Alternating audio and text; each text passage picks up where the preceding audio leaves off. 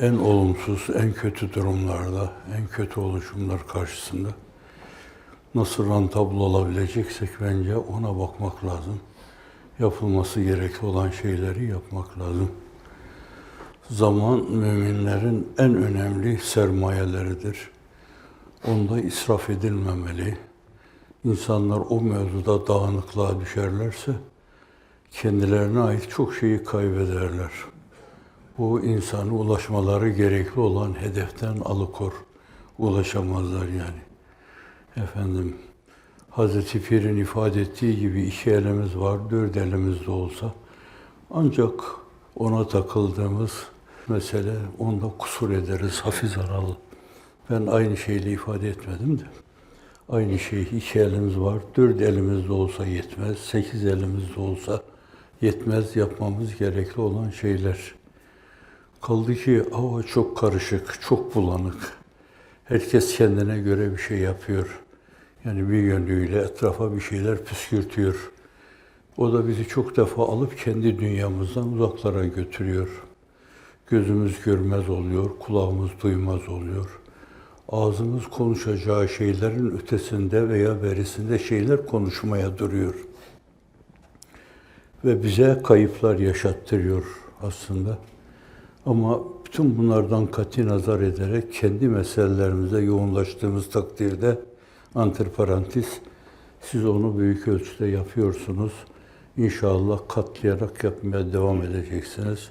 Şartlar ve konjonktüre göre de ileride yapmanız gerekli olan şeyler nelerse onları yapacaksınız. Allah'ın izni, inayeti, riayeti ve kilatiyle.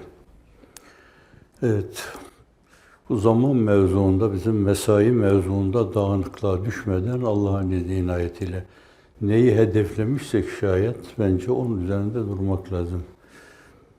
Bir kısım zift medyası, bir kısım böyle kirli düşünceler sokakları kirletebilir esasen. Düşünce dünyamızı karartabilir bizim. Kalkar mukabele-i bilmisil, kaide-i zalimanesine göre hareket edersek, biz de onlara aynı şeyleri söyleyelim, edelim. Kendi karakterimizden tavizde bulunmuş oluruz. Bir de zamanı israf etmiş oluruz. Oysa ki yapılması gerekli olan o kadar çok şey var ki, belki insaflı bir insan demeli kendi kendine. Yani bu geceler böyle 7-8 saat uyuyoruz. Zamanda israf olmuyor mu acaba? 3-4 saatle böyle iktifa etsek de arkadaşlarla kafa kafaya versek, yapılması gerekli olan şeyler mevzunda yeniden ihmal-i fikirde bulunsak, işte Frenkçe konsantrasyon diyor. O mevzu üzerinde yoğunlaşsak, dimağlarımızı daha velut hale getirsek Allah'ın izni inayetiyle yarınlara kârlı çıkarız esasen.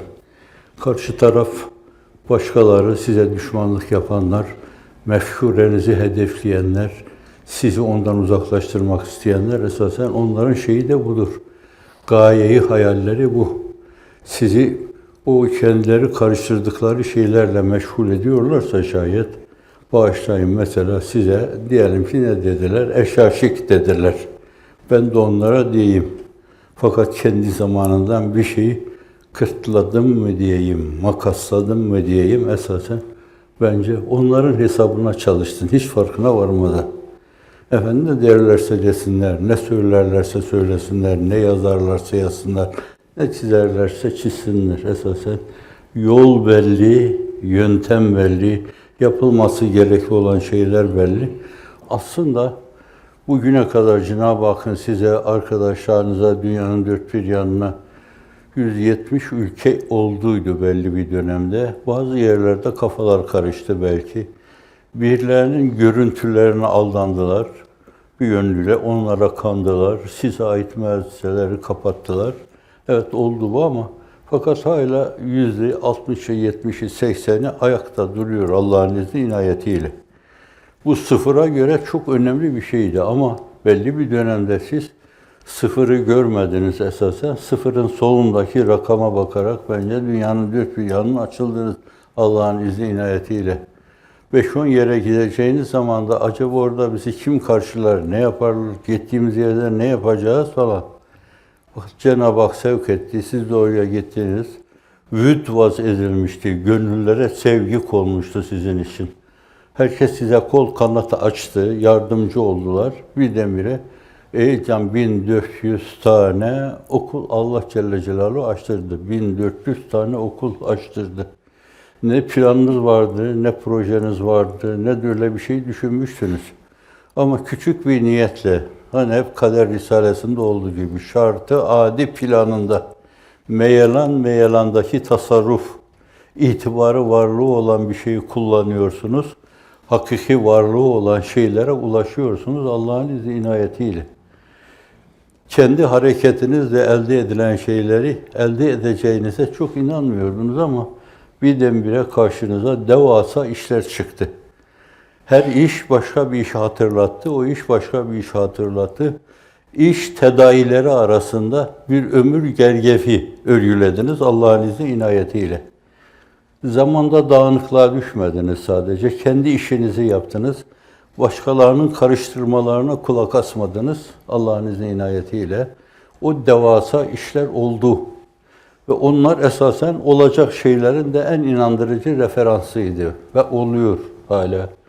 Hala çoğunuzda o metafizik gerilimin arkasında olan şeylerin sizde hasıl ettiği o güç, o kuvvet var. Onunla siz bir yönüyle la havle ve la kuvvete illa billahı rasat ediyorsunuz. O mercekle bakıyorsunuz. O dürbünle, o rasathane ile bakıyorsunuz. Çok büyük şeyler görüyorsunuz. Olur diyorsunuz. Olan şeylerin çehresinde olacak şeyleri okuyorsunuz. Ciddi bir gerilime geçiyorsunuz Allah'ın izni inayetiyle. Aslında hani bir taraftan olan şeyler, bu olan şeylerin muhafaza edilmiş olması, bir diğer taraftan da gadre uğrayan, zulme uğrayan, azzedilen, mahkumiyete işte maruz kalan, sürekli hiç böyle bir şey duymamıştık. 27 Mayıs'ta da, 12 Mart'ta da, 12 Eylül'de de hiç böyle bir şey duymamıştık. Efendim falanla niye selamlaştım? Müebbet. Filanla bir yerde lokantada yemek yemişsiniz, müebbet. Efendim falanın evine gece gitmişsiniz. Niye gece gittiniz de gündüz gitmediniz? Müebbet. Böyle hukuki mantığa uymayacak şeylerle sindirme politikalarına girmek suretiyle ufkunuzu karartmak isteyen insanlara rağmen siz gülerek, oynayarak, şen, şakrak, hedefbelli ona doğru yürüyeceksiniz. Bir adım, 2 adım kaldı insanlığın iftihar tablosuna ulaşmaya. Veya 3 adım kaldı. 10 adım olsa ne olacak? 100 adım olsa ne olacak? Hazreti Pir-i Mughan'ın dediği gibi deseler ki bana Hindistan'da İmam Rabbani Hazretleri zuhur etmiş. O kadar yol mehalikine katlanarak onu ziyarete giderim. Binlerce Faruk-ı Serhendilerle muhat olan, kuşatılmış Hazreti Ahmed-i Mahmud-u Muhammed Mustafa'yı görmek için niye acele etmiyoruz? Gayeyi hayal olmalı. Binlerce, yüz binlerce, belki milyonlarca ehl-i hal, ehl-i hakikat ona ulaşmak için bütün ömür boyu çırpınıp durmuşlar. Hatta dünyada kendilerine hak ve hakikat bir yönüyle yaşama imkanı tanınmadığı halde onlar mağaralarda İbn Beşiş gibi veya Meşiş gibi mağaralarda yaşayarak hep ona ulaşma hülyalarıyla yaşamışlar Allah'ın izni inayetiyle. Bir yönüyle cehennemin üstündeki Sırat Köprüsü'nde cennet zevkleri yaşamışlar. Allah size onu yaşattı. Onun için belki hani şimdiye kadar mübalağa yapmıyorum. Belki binlerce mektup, görülen rüyalar, insanlığın iftihar tablosu, koğuşları gezmesi, Hazreti Ebu Bekir Efendimiz koğuşları gezmesi, zindanda, Hazreti Ömer Efendimiz'in koğuşları gezmesi, sahabe-i kiramla içli dışlı olmaları, öyle içinde bulunan mevzu, davanın, hizmetin, dava düşüncesinin içinde bulunmaya vabestedir. Sen burada hep o dava düşüncesini heceler, oturur kalkar onunla gecelersen Allah Celle Celaluhu senin gecelerini pırıl pırıl gündüzler haline getirir Allah'ın inayetiyle. Varsın el alem şebi yeldayı yaşasın. Bir türlü bitip tükenmeyen gecelerde otursun kalksın, emekleşsin, hep karanlıklarla, zulmetlerle yaka paça olsun. Sen Allah'ın izni inayetiyle gittiğin yer belli hep. Acaba 2 adım sonra mı karşıma çıkar, 3 adım sonra mı karşıma çıkar, bana hoş geldin, ben de sizi bekliyordum falan. İltifatat-ı nebevisiyle karşılaşırım, mülahazası. Yolunuz bu. Binlerce dünya saltanatı buna mukabil gelemez. Yine onu da Hazreti Pir'in ifadesine göre dünyanın binlerce sene mesudane hayatı cennetin 1 saatine mukabil gelmez. Cennetin de binlerce sene mesudane hayatı 1 dakika rüyeti cemaline mukabil gelmez. Şu ışık hızıyla trilyon seneler ihtivasında, genişliğinde, vüsatında kainatların çehresine serpiştirilmiş güzellik, ahenk, hep iç bayıltıcı şeyler.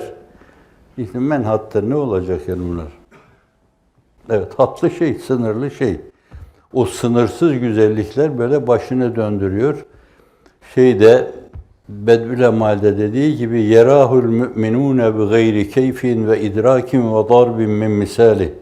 Keyfiyetsiz, kemiyetsiz müminler onu müşahede ederler. Yerahul müminune bi gayri keyfin ve idrakin ve darbin misali. Örnek yok, misali yok, benzeri yok. Feyensevnen naime izâ re'evhâ. Gördükleri zaman onu, bütün cennet nimetlerini, falan yerde 10 tane kasır varmış. 50 tane de huri varmış. Gılmanlar varmış. Pırıl pırıl, inci, mercan gibi gılmanlar varmış. Yolun sağında, solunda sizi istikbal ediyor gibi. Bunların hepsi gözünüzden silinir gider. Sadece ona takılırsınız. Öyle bir şey yani. Bunu benim ifade etmem mümkün değil. Çünkü bu men lem yezuk lem ya'rif, tatmayan bilmez. Ehli itizal rüyeti ilahi inkar ettiğinden dolayı Bedü'l-Emal sahibi feya husrane ehlel i'tizal ediyor. Yuf ve ehli itizale. Cenab-ı Hakk'ı görmeyi inkar ediyorlar.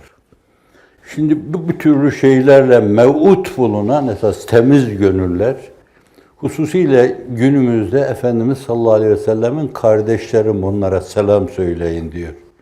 Sahabi diyor ki kurban olayım onların hepsine, en küçüğüne. En küçüğü yok yani. Ben böyle küçüğünü düşünüyorum, bakıyorum yine benden 1000 metre daha uzun boylu adam. Evet yani. İsim verirsem ben onlara da demek sen onu küçük görüyorsun dersiniz yani. Ne siyahı, ne beyazı, ne akı, ne pembesi, ne turuncusu filan yani. Hiçbiri küçük değil bunlar. Öyle. Onlar onu o kadar yakın idiktiler, gözün içine bakıyorlardı ve her zaman uğrunda hırz-ı can etmeye teşne bulunuyorlardı. Efendimiz sallallahu aleyhi ve sellem ahir zamanda gelecek, nifakın, şikakın ortalığı kasıp kavurduğu, ufku kararttığı bir dönemde yeniden ellerindeki projektörlerle dünyanın, insanlığın dünyalarını aydınlatan, kapkaranlık geceleri, şebiyel dağları esasen apaydınlık gündüzlere çeviren o insanlara kardeşlerime selam diyor. Sahabi biz kardeşlerin değil miyiz? Hayır siz benim arkadaşlarımsınız diyor. Yol arkadaşlarım. Bakın ta oradan buraya yani 1400 sene sonrasına insanlığın iftihar tablosu selam diyor. Selam. Selam. Şimdi bunlar alınmışsa, alınıyorsa, alınabilecekse bence başka alıntılara, alıntı şeklindeki suri şeylere takılmamak lazım. Zihin açısından dağınıklığa düşmemek lazım. Konsantrasyonu bozmamak lazım. Yoğunlaşırsak Allah'ın izni inayetiyle böyle başlarımızı Hazreti Ebubekir'in ayaklarının altında, Ömer'in ayaklarının altında, Osman'ın ayaklarının altında radiyallahu anhum elfe merratin. Elfe ne demek ya? Elfe merratin. Allah milyon defa onlardan razı olsun, hoşnut olsun. O hoşnutluk atmosferi, o hoşnutluk zemini üzerinde Cenab-ı Hak bizi de payidar eylesin inşallahü teala. Siz bugüne kadar hep o yolda oldunuz. Hususiyle de ne o dünyadan bir şey kopararak ne de bu dünyadan bir şeyler alarak, tadarak o yolda yürümediniz. Nef ispattır. Yok olsa var olur. yok olması gerekli olan her şeyin tepesine bir balyoz indirdik. Her şeyi yok ettik.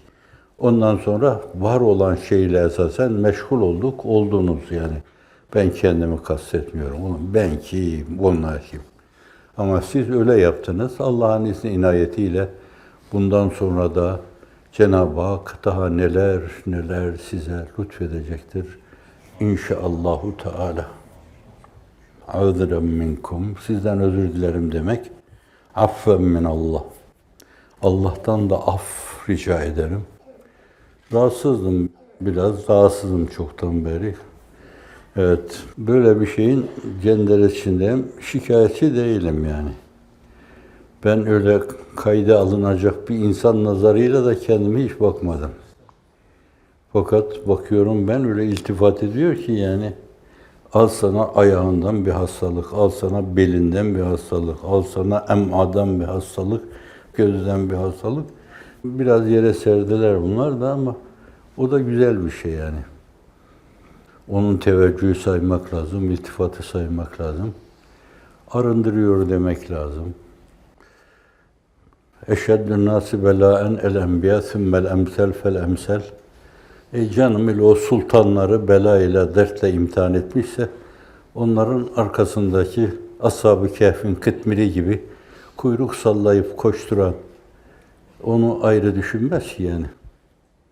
Efendim o da onlardan nasibini alır yani. Eğer onlara takılmış arkalarından gidiyorsan alır nasibini. Evet onun için hani geldiniz, belki beklediniz. Hakkınızı helal edin. Kusura bakmayın. Benimki israf-ı zamandan ibaret oldu. Söylediğim şeyleri siz çok daha iyi biliyorsunuz.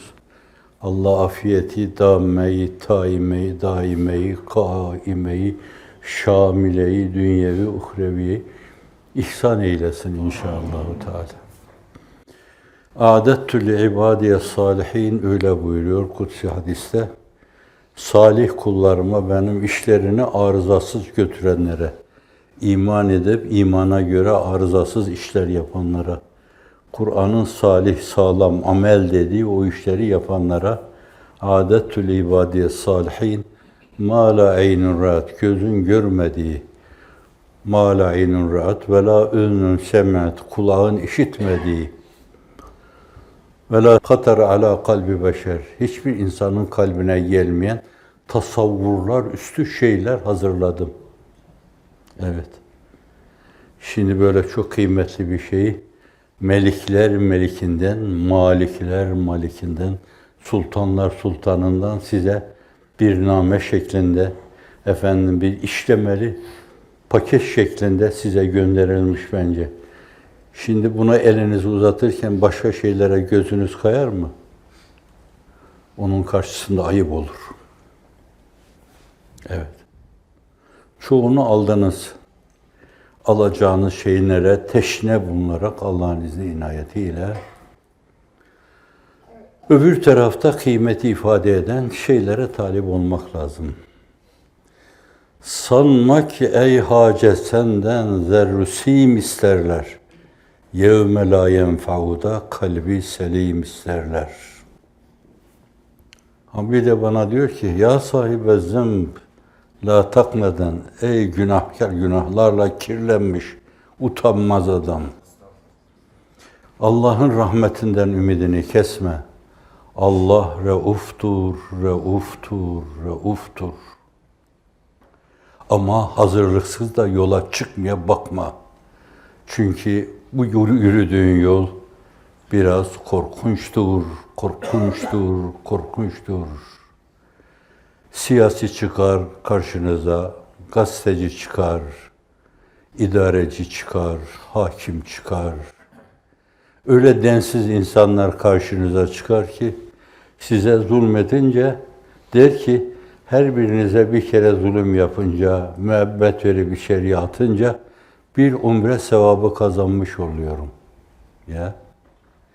Böyle bir mantıkla karşınıza çıkabilirler. Evet. Ne dünyada safa bulduk, ne ehlinden recamız var, ne dergâh-ı hudadan maadaya ilticamız var.